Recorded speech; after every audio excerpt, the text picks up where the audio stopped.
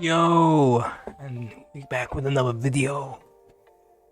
Yep, it's a video about YouTube, but it's also about the BBC. So here in the UK, we have the BBC and they charge us a fee for watching our own TVs. I know it's ridiculous, but that's what happens in the UK. But my problem is that I don't really watch the BBC, and a lot of Gen Z don't watch the BBC.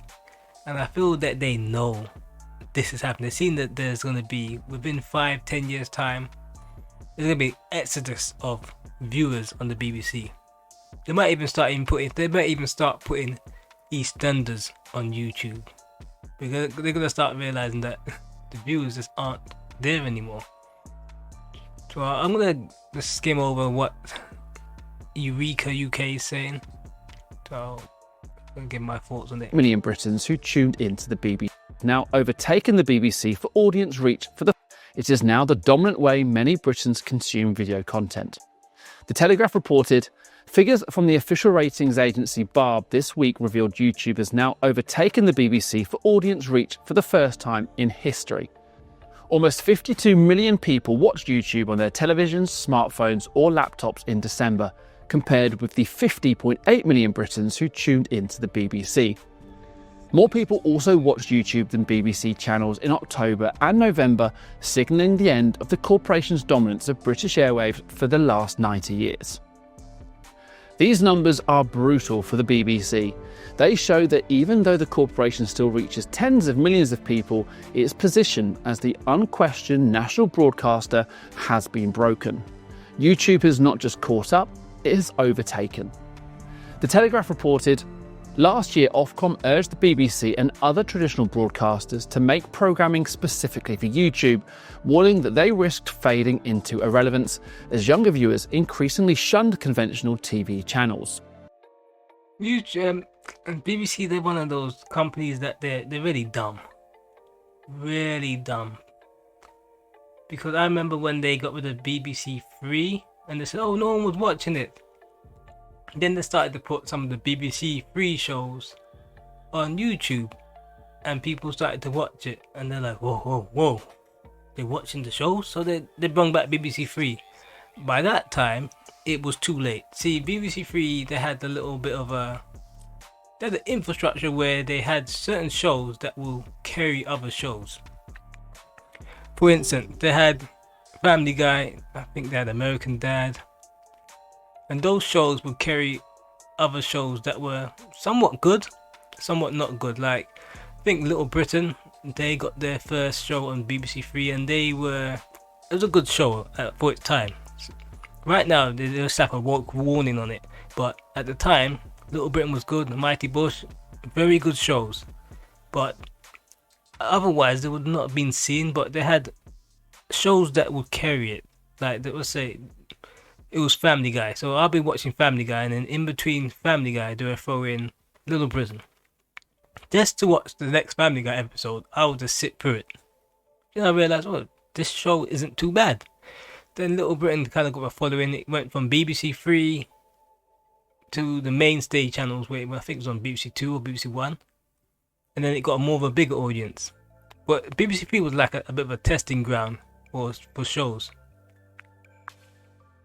They kind of got rid of it, and they kind of lost their testing ground.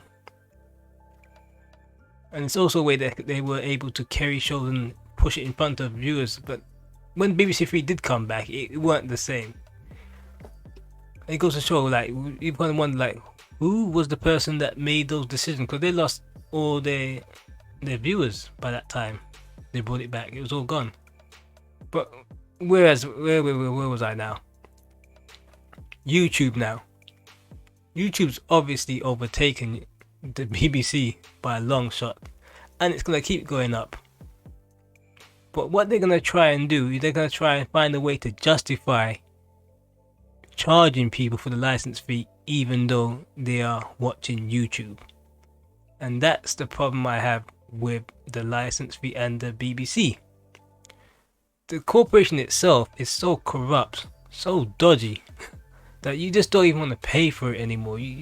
Scandal after scandal, and you're sitting down there like, why am I paying these people? They paid one guy that was like a newsreader, that Hugh Edwards. They paid him. They paid him off with our money. I had to pay. I paid them like 170. I feel like I've been conned. I barely watch. I watched more Netflix and YouTube than I watched the BBC. But they keep writing me. I remember when I first moved to my house, they were like, "Get a TV license. Get a TV license." I just moved here, so I was sitting down. So I ignored the letter because I never had a TV.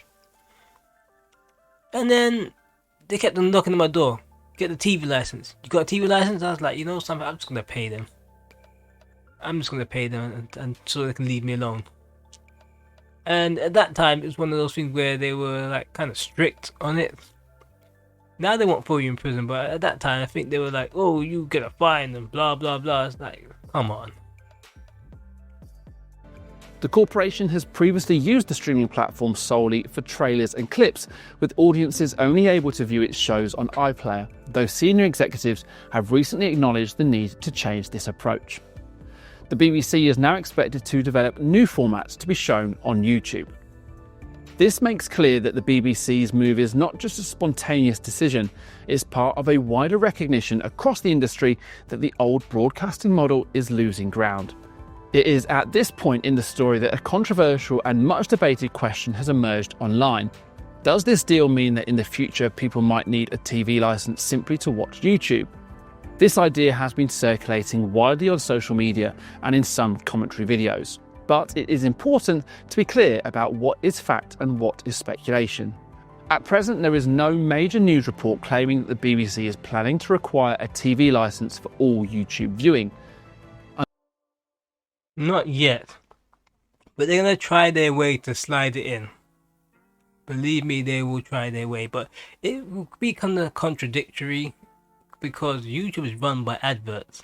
So if you would have to pay for a TV license plus watch adverts, they might as well just scrap the TV license and just run ads on the BBC. Under current UK law, you only need a TV license if you watch or record live television as it is being broadcast, or if you use BBC iPlayer, even for on-demand content.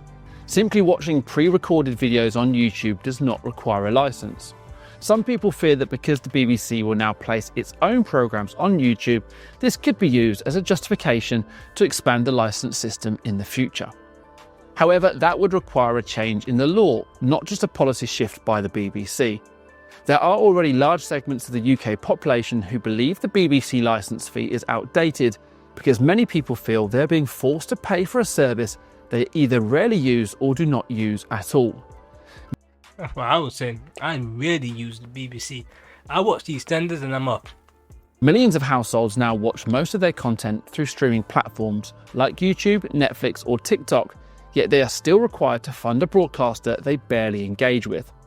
If the speculation turns out to be true that the BBC will attempt to extend the TV licence requirement to YouTube, it would undoubtedly meet a great deal of resistance. Staying ahead. Great deal of resistance, man. They'll be uproar. Because I think they are trying their best to latch onto the YouTube. To try a way to latch the BBC onto YouTube. So they say, oh, you watch YouTube? You're watching our shows. We're going to charge you. And they're going to find any which way to try and justify you still paying to the license fee even though you're just watching YouTube or Netflix. Because they know themselves, they know the time's up, they know the jig is up. They know people are not watching them anymore on the BBC iPlayer. They're not even watching them on the main channels. I barely watch the BBC, it's been years. Shift in taste and demand for their content is gone. Because some of the stuff they make is damn like terrible. I mean, I've watched Doctor Who. It's so woke. It's unbelievable. I sat down and like, and then I was in partner with Disney, and you think with a bigger budget they'll make a better show, but no, they slapped all sorts of wokeness into it, and I sat down and said, man, how could you make Doctor Who woke? Everything has some sort of gay connotation into it. I was like, please, man. They insulted me as an audience member. I felt like they were treating me like I was stupid, like I weren't seeing what they were doing. And the same thing with everything else for the BBC. They do things because they are funded in such a way that they don't have to answer to anyone. They feel they can make whatever they want to make without any repercussion. The minute they have to answer to advertisers and to real people, you start to see them tighten their belt, and you start to see them make programs that people actually want to watch.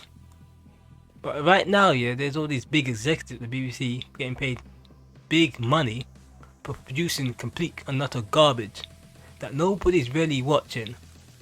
Woke shows with black Anglo-Saxons, inaccurately depicted show. It's just really silly.